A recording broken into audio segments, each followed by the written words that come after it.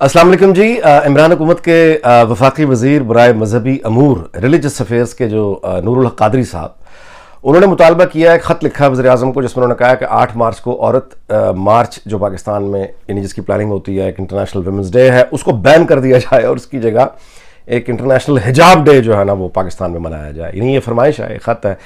ظاہر ہے کہ سوسائٹی کا ایک بہت بڑا یعنی ایک سیگمنٹ ہے جو یہ قادری صاحب کی طرح سوچتا ہے. دوسری جانب ایک دوسرا نقطہ نظر ہے جو فوری طور پر رد عمل ظاہر ہے سامنے آیا. شاہرین رحمان نے بھی بات کی اور ڈاکٹر ملیحہ لودھنی بھی بات کی کہ عجیب یہ کیا واقعات ہے کہ آپ مزید عورت مارچ کو بین کرنے کی بات کر رہے ہیں، وہ بھی انٹرنیشنل وومنس ڈے پہ 8 مارچ. خیر اینی وے، میں اس سے پہلے کہ بات آگے کروں آپ کو میں ایک مزیدار سی بات سناتا ہوں کہ ہوا آپ کو یعنی عطاء اللہ قاسمی صاحب یہ اکثر سناتے ہوتے ہیں کہ اخباروں کے دفتروں میں جیسے ہوتا ہے نا کہ آپ ایک نامہ نگار ہوتا ہے، نامہ نگار یعنی وہ اس نے خبر بھیجی آگے تو وہاں پہ پھر سب ایڈیٹر بیٹھے ہوتے ہیں. سب ایڈیٹر اس تحریر کو جو اس کو ٹھیک کرتے ہیں، درست کرتے ہیں، جو خبریں آ رہی ہوتی ہیں اس کو اخباری زبان بناتے ہیں، پیشہ ورانہ زبان بناتے ہیں اور غیر معمولی جو تفصیلات ہیں ان کو ہٹا دیتے ہیں تو کم سے کم سپیس میں تاکہ زیادہ سے زیادہ بات ہو سکے. ان کی تربیت ہی ہوتی ہے.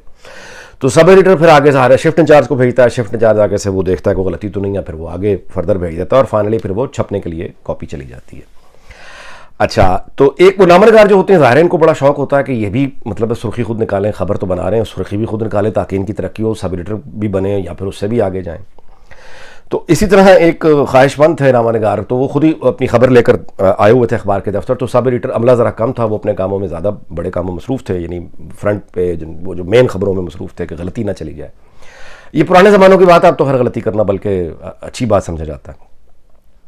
تو نامہ نگار جو ہے اس کو شفٹ انچارج نے کہا کہ یار ہم ذرا ادھر بزی ہیں، تم وہ جو ایک ابیچری کالم ہوتا ہے، یہ افوات یعنی جو ابیچری کالم ہوتے ہیں نا کہ یعنی اموات کے کہ فلاں فوت ہو گئے فلاں فوت ہو گئے، تو یہ جو ہے عام طور پہ کوئی ایسی خبر نہیں ہوتی کہ اس میں بہت کو ٹیکنیکل کہ ایک آدمی سمپل سی بات ہے نا، آسان سی بات ہے کہ ایک آدمی عبد المجید صاحب فلاں جگہ پہ قضاء الہی سے وفات پا گئے اور ان کا نماز جنازہ. اب اس پہ 2 یا 3 لائنوں کی خبریں ہیں، اس کی سرخی آپ کیا غلط نکال سکتے ہیں. تو انہوں نے نامہ نگار سے کہا تم کر دو. اب نامہ نگار کو ملا موقع، اس نے کہا کہ یہ تو یعنی میں سرخی نکالتا ہوں تو ممکن ہے ترقی ہو جائے.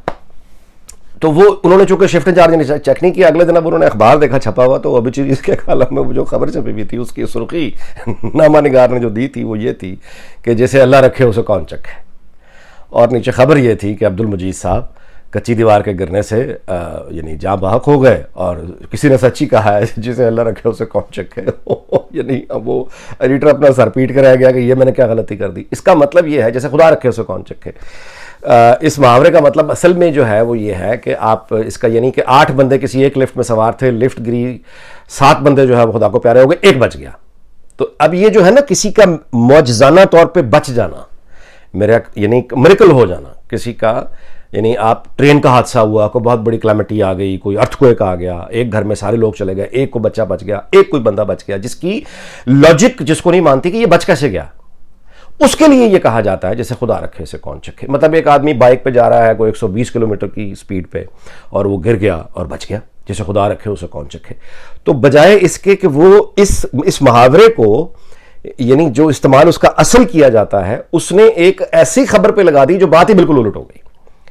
یعنی وہ بندہ اپنے گھر میں بیٹھا کچی دیوار سے جو فوت ہو گیا ہے اس کا وہ سرخی یہ نکال رہا ہے جیسے خدا رکھے اسے کون چکھے. یعنی سرخی یعنی اس چلے میں اسی بات کو ایک اور طرح سے سمجھاتا ہوں. علامہ اقبال کا ایک مصرع بڑا مشہور ہے کہ حسرت ان غنچوں پہ ہے جو بن کھلے مرجھا گئے. اب یہ عام طور پہ ان بچوں کے لیے ہوتا ہے کہ جیسے افغانستان میں بھی آپ خبر پڑھ رہے ہوں گے، 5 سال کا ایک بچہ کنویں میں گر گیا تھا، 2-3 روز سے اس کو بچانے کی کوششیں ہو رہی تھیں لیکن وہ نہیں بچ سکا، بیچارہ فوت ہو گیا. اب وہ 5 سال کا بچہ جس نے نہ زندگی دیکھی، نہ نوجوانی دیکھی، نہ کچھ دیکھا، اس کے ابھی جینے کے دن تھے. موت تو سب کو آنی ہے، سب نے جانا ہے، لیکن ایک 90 سال کا آدمی دنیا سے جاتا ہے اس کے لیے افسوس اور ہوتا ہے. ایک 5 سال کا بچہ جس نے ابھی دیکھا ہی کچھ نہیں وہ چلا گیا. تو ایسی اموات کے لیے علامہ اقبال کا جو مصرع ہے کہ حسرت ان غنچوں پہ ہے جو بن کھلے مرجھا گئے. وہ کلیاں جو مرجھا ہی نہیں سکیں، مطلب وہ کلیاں جو ابھی کھیل ہی نہیں سکیں، انہوں نے کھیلیں بھی نہیں اور وہ مرجھا گئے. حسرت اب ایک آدمی مطلب 90 سال کی عمر میں فوت ہو گیا ہے، اس کا اپنے بچے جو ہیں وہ 60 55 سال کے ہیں. اب ان کو جا کے اگر آپ یہ کہیں کہ جی بڑا افسوس ہوا آپ کے بابا جی کا اور حسرت ان غنچوں پہ ہے جو بن کھلے مرجھا گئے، تو وہ جو جسے آپ افسوس کریں گے وہ پریشانی میں پڑ جائے گا کہ یہ مجھ سے افسوس کر رہا ہے یا میرا مذاق اڑا رہا ہے. یہی یعنی اب یہ 2 واقعات بتانے کا مطلب ہے بات ٹھیک ہے لیکن اس کی جو ہیڈ لائن لگائی ہے اس نے بیڑا غرق کر دیا ہے ایک اچھی خاصی جائز چیز کا، صحیح خبر کو اس نے مذاق بنا دیا. یہی معاملہ عورت مارچ اور میرا جسم میری مرضی والا ہے. بات ٹھیک ہے، عورت مارچ بالکل ہونا چاہیے. عورت کو اپنی پوری طاقت کے ساتھ باہر نکل کے جبر کے نظام سے جو کہ اس پہ رکھا گیا ہے اس کے خلاف بات کرے. یعنی ایک تو حکومتی جبر ہے نا، پھر مولوی کا جبر ہے، پھر اس کے بعد اس کے ہمسایوں کا جبر ہے، اس کے خاندان کا جبر ہے، پھر اجنبیوں کا جبر ہے. یعنی وہ لوگ جو اسٹرینجرز ہیں، کبھی وہ زندگی میں ان سے ملی نہیں، آتے جاتے راستے میں یہ وہ، لیکن وہ ان کے جبر کا شکار ہے. آتے جاتے وہ لوگوں کے جبر کا شکار ہے. یہ وہ رویے ہیں جس جبر کا وہ شکار ہے. اس کی آواز اٹھانے کے لیے عورت مارچ بالکل ہونا چاہیے، ہر مہینے ہونا چاہیے. بلکہ بڑی اچھی بات ہے، مقصد بڑا نیک ہے. یعنی ایک ایسی بچی 12 یا 13 سال کی جس کی شادی 40 سال کے آدمی سے کر دی جاتی ہے، 60 سال کے آدمی سے کر دی جاتی ہے، ایسی بچیاں جن کو ونی ایک رسم ہے، 2 قبیلوں میں لڑائی ہو گئی اور اب صلح کرنے کا مطلب ہے، شرط یہ ہے کہ تم نے ہمارے اتنے بندے مارے ہیں تو اتنی عورتیں ہمارے نکاح میں ہمارے دے دو.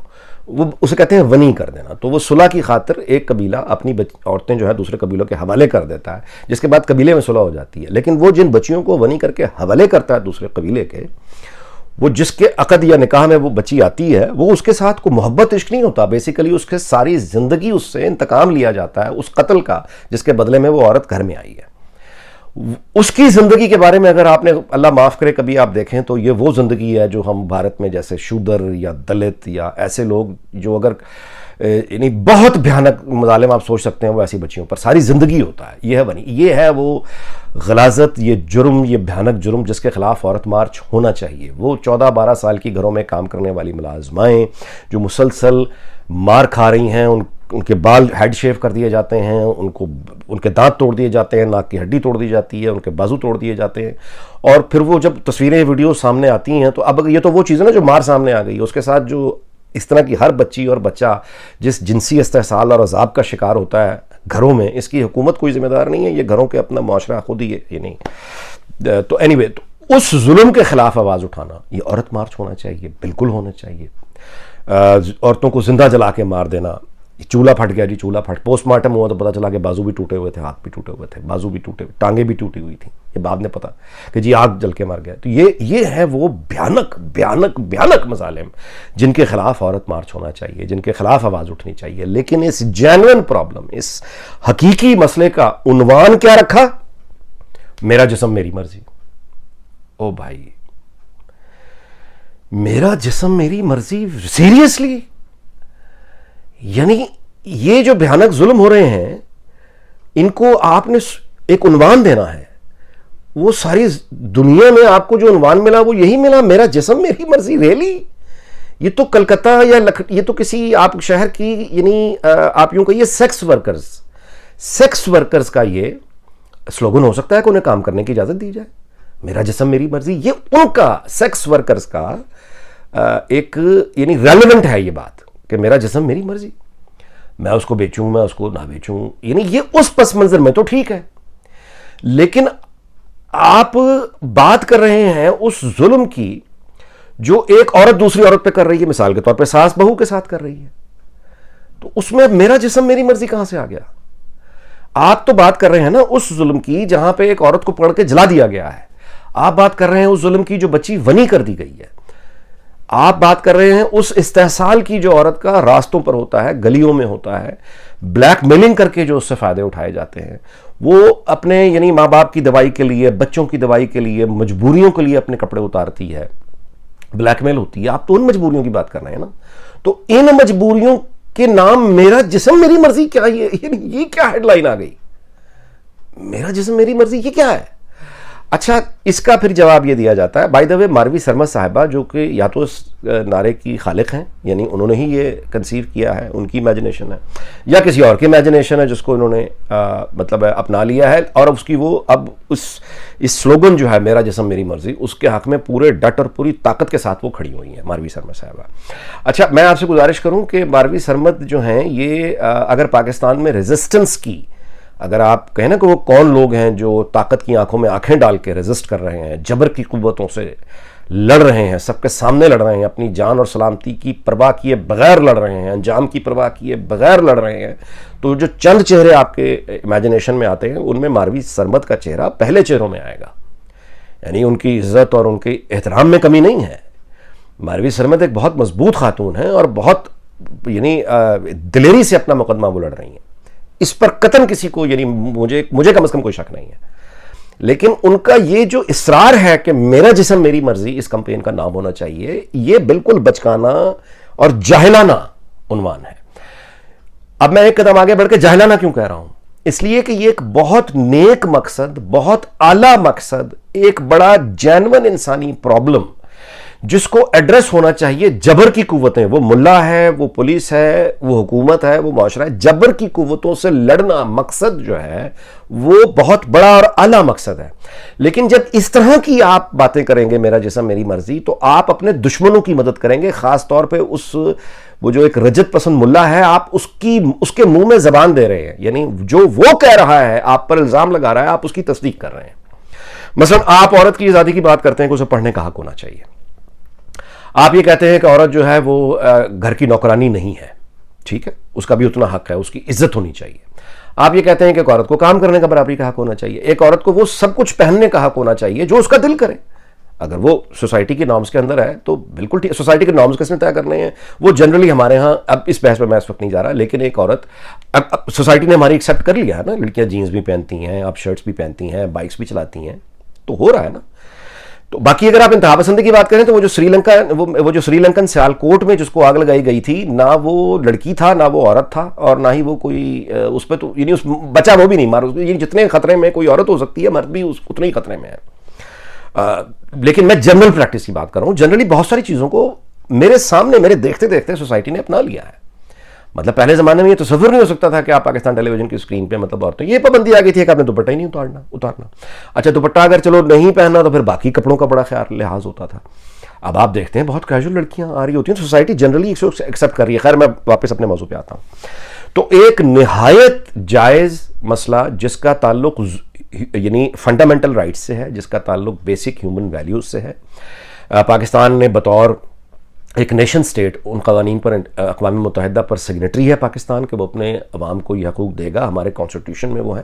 تو جد و جہد کا جو راستہ ہے اس کا تعین, اور پھر یہ ہے کہ اعلیٰ مقصد کا تعین کر کے جو آپ نے عنوان چن لیا میرا جسم میری مرضی, یعنی آپ اعلیٰ مقاصد کے لیے آپ کی اسٹرگل ہے. لیکن جو آپ کو اپوز کرنے والی فورسز ہیں وہ تو یہی تو الزام لگا رہی ہیں. وہ کہہ رہی ہیں کہ آپ کو سیکس کرنے کی آزادی چاہیے. وہ یہ کہہ رہے ہیں کہ یہ فحش عورتیں ہیں, یہ تو ناپاک عورتیں ہیں, یہ تو دیکھو جی, یہ تو میرا جسم میری مرضی, یہ تو اوپن سیکس کرنے کی ان کی خواہش ہے. ان کو ایسی خواہش, یہ تو اللہ کی, ظاہر ہے کہ وہ کہیں گے اسلام کے خلاف ہے, باقی اسلام کے خلاف ہے, ہر مذہب کے خلاف ہے, ٹھیک ہے. تو بیسیکلی ان دشمنوں کی مدد ہو جاتی ہے. نتیجہ یہ ہوتا ہے کہ ایک چسکا پروگرام تو نکل آتا ہے. یعنی یہ ایک میرا جسم میری مرضی لے کے کھڑی ہو جاتی ہیں, جیسے ہم جو جی چاہے پہنیں گے, ہم جو جی چاہیے کر, ہم جو. اب یہ باتیں اگر 16 سال 17 سال سے لے کے 25 سال تک کے بچہ یا بچی کرے تو یہ بالکل سمجھ آنے والی بات ہے. آپ مسکرا دیں گے, آپ کہیں گے ہاں ٹھیک ہے. لیکن جب میچور آدمی اس طرح کی بات کرے میرا جسم میری مرضی, تو پھر اس سے آدمی ٹھٹکتا ہے کہ یہ کیا آپ جان بوجھ کے اسے کنٹروورشل بنانا چاہ رہے ہیں.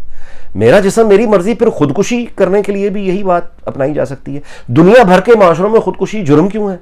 یعنی اگر ایک آدمی خودکشی کی کوشش کرتا ہے, وہ پکڑا گیا, نہیں کامیاب ہوا اور پکڑا گیا, تو جرمانہ بھی ہوگا, جیل بھی ہوگی, اس کی کاؤنسلنگ بھی ہوگی, لوگ اسے ذلیل بھی کریں گے, تو ورنہ پھر ٹھیک ہے, آزادی دے دینی چاہیے. میرا جسم میری مرضی, جو جی چاہے خودکشی کر لے, ختم کہانی. ایسا نہیں ہوتا میرا جسم میری مرضی. اب یہ ویلاگ چونکہ بہت بڑا لمبا ہو گیا, لہٰذا یہاں میں اس کو ختم کرتا ہوں. لیکن اس گفتگو کو کہ میرا جسم میری مرضی بیسیکلی یہ کہاں سے انسپریشن آئی ہے, اس کے بارے میں ہلکا سا آپ کو بتا دوں کہ یہ جنگلی حیات اور پرندوں کے لیے, مثال کے طور پہ جو لوگ یہاں فرانس میں, جرمنی میں, برطانیہ میں, امریکہ میں جو لوگ اینیمل رائٹس کے لیے اٹھے. چلے بس یہ میرا خیال ویلاگ لمبا ہو گیا. اب میں آپ کو یہ اگلے ویلاگ میں اس کا پس منظر یہ بتا دوں گا کہ یہ حرکتیں اصل میں کیوں جاتی ہیں, لیکن اس کا نتیجہ کیا نکلتا ہے. تو پھر اگلے ویلاگ میں انشاءاللہ ملاقات ہوگی. اپنا بہت خیال رکھیے گا. اللہ تعالیٰ پاکستان کو شاد رکھے, آباد رکھے. اللہ حافظ.